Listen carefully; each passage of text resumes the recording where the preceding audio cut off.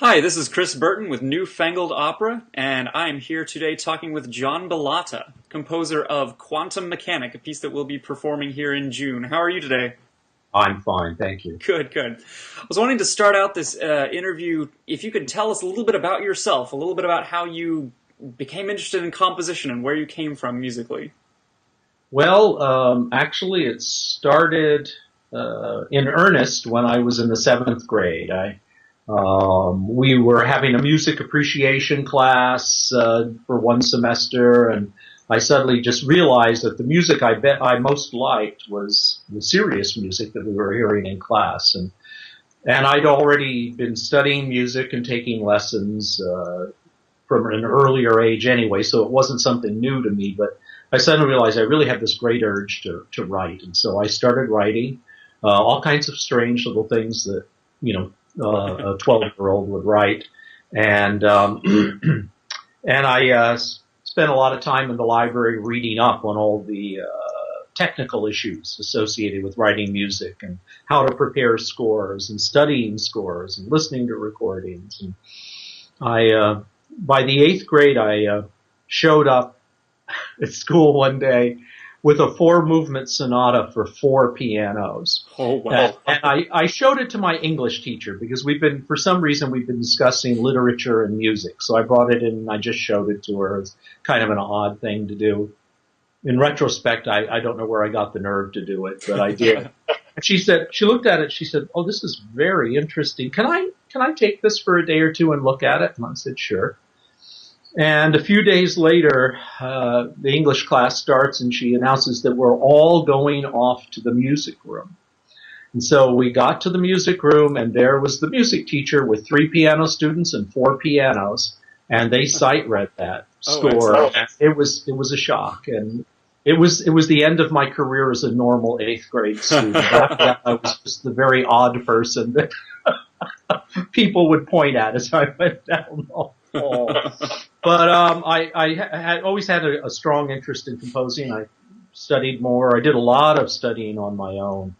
When I went to college, I started out majoring in physics, then decided that it really didn't look like, as much as I loved physics, it didn't look like a very exciting career to do on a day-to-day basis, at least not for me. And I switched over to psychology and statistics, particularly statistics, because I had a good math background. And so I ended up taking my degrees at Berkeley in math, in statistics and psychology, rather.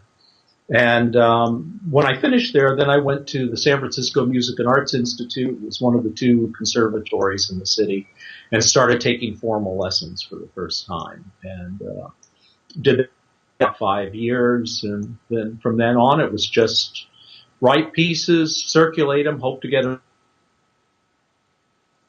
become increasingly successful over the years, so that as I've been able to do it, and it's enormous fun. I love doing it. Yeah. Excellent. I know a lot of people who started in music and went into the science field. You don't hear too many people coming the other way, but that's good. So your piece... They realize that there's actually an income in science. Yeah. That's funny to hear. Yeah. Now, your piece, Quantum Mechanic, heavily influenced by that science background. Tell us a little bit about that. Where it came from? Yeah, absolutely. Well, first of all, the opera was written for a competition called Opera in a Month, sponsored by a group in Utah called, my memory's failing me now. And anyway, sponsored by a group in Utah, we had 30 days to write an opera on a specific topic that was assigned at the last minute. And the topic had to be some kind of a fable, past, present, or future. So I got together with a friend who was a writer, and we talked about putting together a libretto, and we both agreed, because we both had a science background to some extent anyway, that we wanted to do it about string theory. And so the issue was to come up with a storyline and enough jokes that could be set as an opera in 15 minutes flat. And there were a number of other restrictions on the on the piece from the competition sponsors. There had to be a preponderance of female voices, not too many male voices, et cetera, et cetera. Mm-hmm. But it was great fun. It was a very frantic 30 days.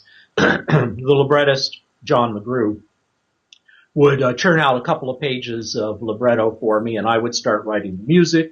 And by the time I finished, there'd be a few more pages arriving, and I would continue writing. And we were working in that mode right up until the last minute. We submitted it. It was one of the 3 winning operas, and we were very happy with that. And it's had quite a number of performances since then in San Francisco, Oklahoma, Kentucky, at the Bluegrass Opera over in Lexington, Boston, quite a widespread. So it's a fun opera. It's a fun opera, and it's definitely something. The scope of it, the 15 minutes, and the voices used, it makes it very adaptable and very usable.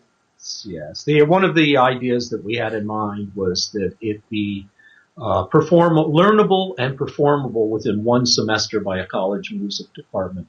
It couldn't be so complicated or require such elaborate staging that it couldn't be done. Yeah, absolutely. Well, thank you for chatting with us today. Oh, my pleasure. Again, this is John Bilotta, and you can come and see his piece, Quantum Mechanic, at our newfangled Festival of Opera, be performed June 7th and 8th at the University of New Orleans Performing Arts Center. Thanks for chatting with us, and I look forward to meeting you. Me too. Thanks. All right, thank you.